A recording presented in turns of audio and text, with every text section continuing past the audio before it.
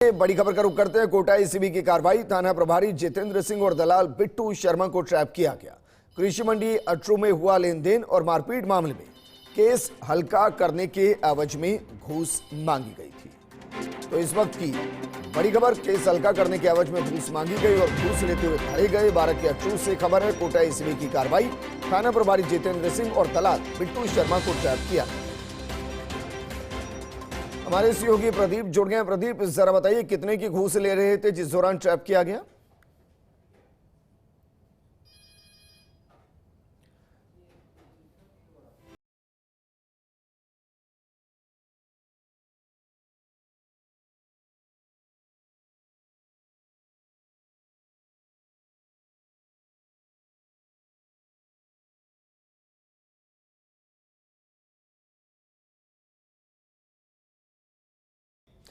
राष्ट्रपति द्रौपदी मुर्मू से प्रधानमंत्री मोदी की मुलाकात। राष्ट्रपति भवन में प्रधानमंत्री मोदी ने मुलाकात की और राष्ट्रपति ने नई सरकार बनाने का न्योता दिया।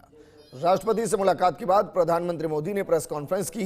पीएम मोदी ने 2047 तक विकसित भारत का संकल्प दोहराया और कहा कि आने वाला समय काफी महत्वपूर्ण है। 18वीं लोकसभा काफी ऊर्जावान है। आने वाले 25 साल काफी महत्वपूर्ण होने वाले हैं। हम पुरानी गति के साथ ही काम करेंगे। एनडीए को तीसरी बार सेवा का मौका मिला है। देशवासियों ने सेवा का मौका दिया है। मेहनत में कोई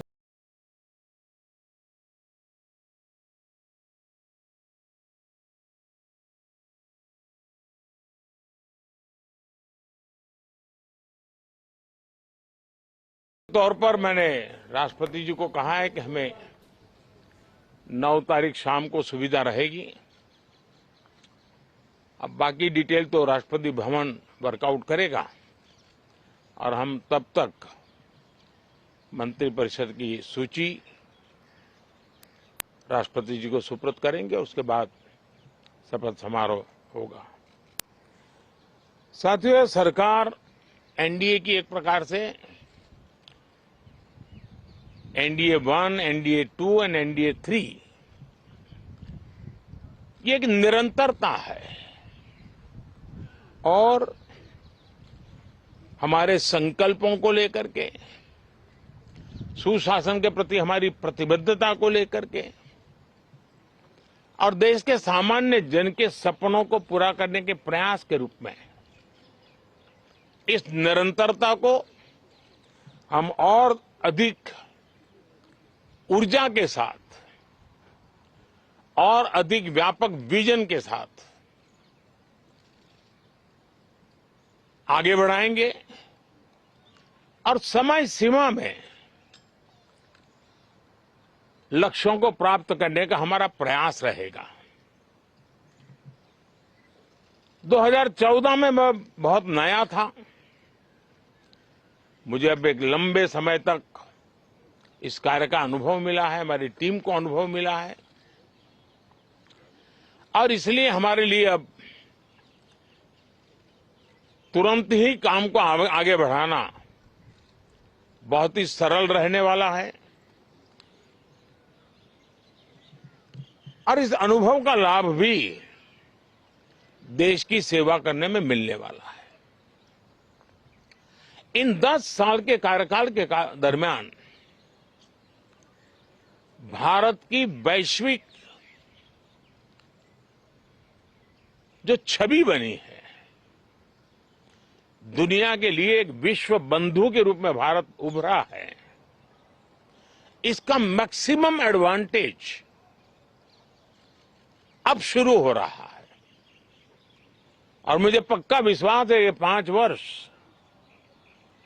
वैश्विक परिवेश में भी भारत के लिए बहुत उपयोगी होने वाले हैं। वहीं बीजेपी अध्यक्ष जेपी नड्डा के घर एनडीए की अहम बैठक हुई। मंत्रिपरिषद गठन पर सहयोगियों के साथ चर्चा हुई। रक्षा मंत्री राजनाथ सिंह, गृह मंत्री अमित शाह बैठक में मौजूद रहे। एनसीपी नेता अजीत पवार और प्रफुल्ल पटेल की भी मुलाकात हुई। एकनाथ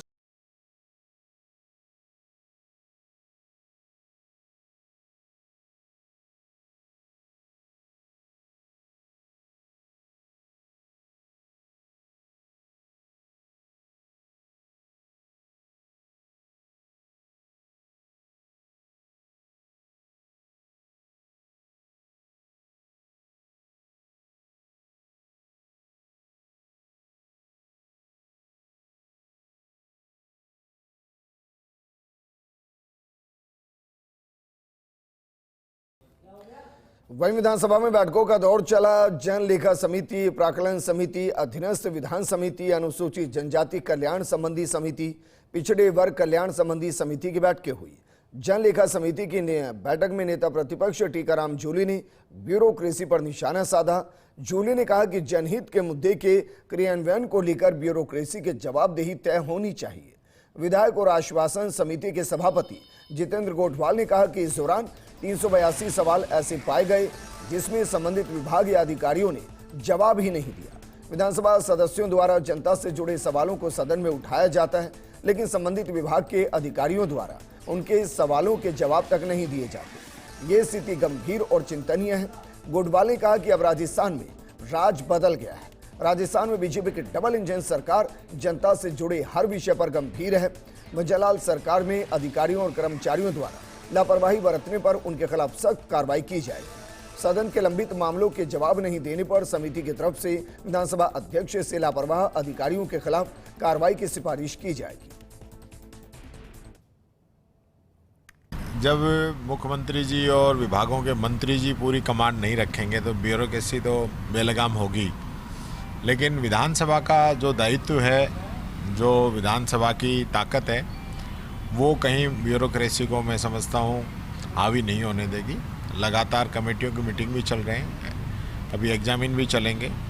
और आज अध्यक्ष जी ने जो मीटिंग बुलाई है, कल ही बात हुई थी, वो भी क्योंकि क्वेश्चनों के जवाब समय पर नहीं आना, आश्वासनों का जवाब समय पर नहीं आना, कार्रवाई नहीं होना, तो उन सब को लेकर अध्यक्ष जी गंभीर हैं।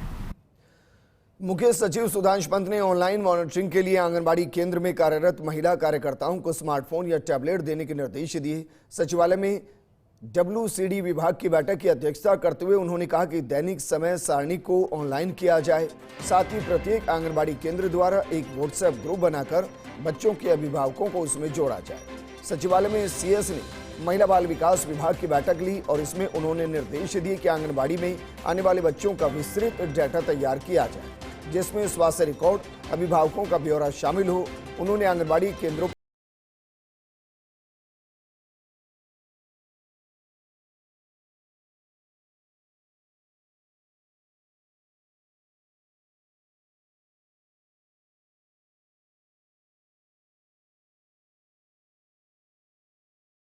में व्यवस्थाओं को मजबूत बनाने के निर्देश दिए। पोषाहार सप्लाई की मात्रा और गुणवत्ता सुनिश्चित करने के निर्देश दिए। उन्होंने निर्देश दिए कि प्रधानमंत्री मातृ वंदना योजना के बारे में जानकारी जन जन तक पहुंचाई जाए। बैठक में WCD सचिव मोहनलाल यादव, निदेशक समेकित बाल विकास समिति सेवाएं OP बुनकर, अतिरिक्त निदेशक महिला अधिकारिता बिंदु करुणाकर सहित अन्य अधिकारी मौजूद रहे। नीट UG 2024 के परिणाम को दी गई हाईकोर्ट में चुनौती और परिणाम में अनियमितताओं को लेकर पेश की गई हाईकोर्ट में याचिका। हाईकोर्ट के ग्रीष्म अवकाशकालीन एकल पीठ अगले सप्ताह करेगी सुनवाई। तनुजा यादव की तरफ से एडवोकेट राम प्रताप सैनी ने याचिका पेश की और याचिका में की गई है अनियमितताओं को लेकर जांच की मांग, साथ ही बोनस अंक भी देने की मांग की गई। याचिका में हरियाणा, उत्तर प्रदेश, तमिलनाडु सहित कर्नाटक में एक ही सेंटर पर प्रथम रैंक लाने को लेकर भी आपत्ति जताई गई है।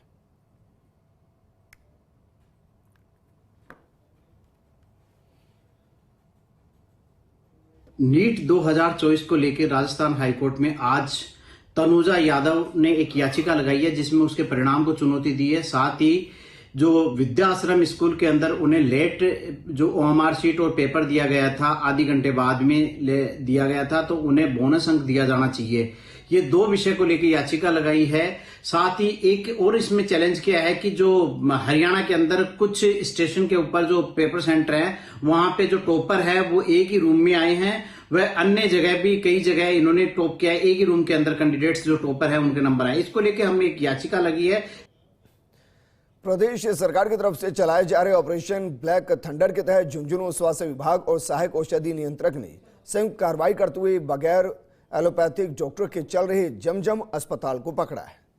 अफसाना जोहड़ के पास पिछले 3 साल से अस्पताल संचालित किया बताया जा रहा है।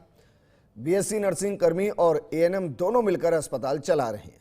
मौके पर अस्पताल संचालक इमरान को टीम अपने साथ पूछताछ के लिए साथ ले गई। झुंझुनू सीएमएचओ राजकुमार डांगी ने जानकारी देते हुए बताया कि सहायक औषधि नियंत्रण ने अस्पताल में दवाइयों को सीज किया है। वहीं आरोपियों के खिलाफ पुलिस में रिपोर्ट दर्ज करवाई जाएगी। विभाग के जांच के बाद जो भी उचित कार्रवाई होगी आरोपियों के खिलाफ की जाएगी। ऑपरेशन ब्लैक थंडर चल रहा है। सहायक औषधि नियंत्रक ने मिलकर के जमजम हॉस्पिटल अफसाना जोड़ा में, जिसमें कि कोई एलोपैथिक डॉक्टर नहीं था और कोई बीएससी नर्सिंग किए हुए और एएनएम जो 2 लोग वहाँ पे प्रैक्टिस करते पाए गए हैं। वहाँ पे जो भी दवाइयाँ थी वो सहायक औषधि नियंत्रक द्वारा सीज कर ली गई हैं और अब एफआईआर करवाई जा रही है। से बड़ी खबर का रुख करते हैं। लूनी के स्वामी विवेकानंद मॉडल स्कूल में आग लग गई और स्कूल परिसर के मैदान में आग लगी है। पूरे परिसर में आग फैल गई है। तस्वीरें आपको दिखा रहे हैं और आग के विकराल रूप को देखकर मौके पर काफी संख्या में ग्रामीण एकत्रित हो गए हैं। ग्रामीण अपने स्तर पर आग बुझाने का प्रयास कर रहे हैं। मौके पर अभी तक नहीं पहुंची फायर ब्रिगेड की गाड़ी। स्कूल परिसर में सूखे घास के कारण तेजी से आग फैल रही है। तस्वीरें आपको दिखा रहे हैं। हालांकि हम उम्मीद करेंगे कि जल्द ही आग को बुझा लिया जाए।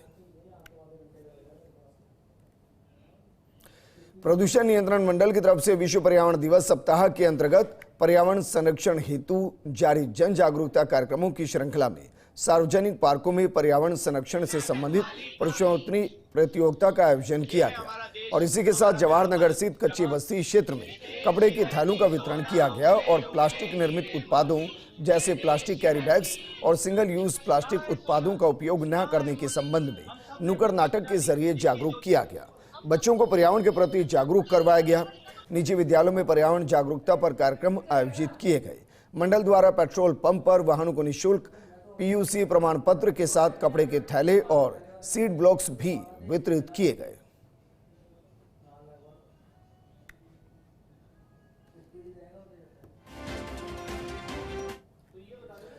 विश्व पर्यावरण दिवस के उपलक्ष्य में पुलिस कमिश्नरेट परिसर में police commissioner Biju George Joseph ने पौधारोपण किया और पर्यावरण को स्वच्छ रखने का संदेश दिया। इस मौके पर additional police commissioner Kailash Vishnoi, Preeti Chandra, Kunwar Rashtradeep, DCP मुख्यालय श्याम सिंह सहित अन्य अधिकारियों ने भी पौधे लगाए। इस अवसर पर police commissioner Biju George Joseph ने कहा कि लगातार पेड़ों की कटाई के कारण प्रकृति का संतुलन बिगड़ने लगा है।